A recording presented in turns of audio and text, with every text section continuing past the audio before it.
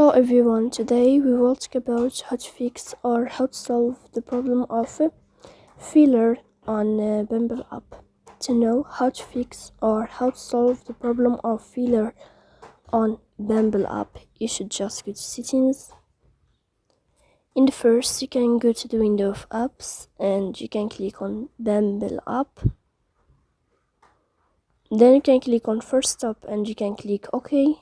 After that, you'll enter to the window of storage. Then you can click clear cache. Don't click clear data because that can cause you errors that can delete your account. In the end, you can turn on your airplane mode and you can turn off your airplane mode again to fix that problem. So please don't forget to subscribe. See you next time in another video, and thank you for your attention and your watching.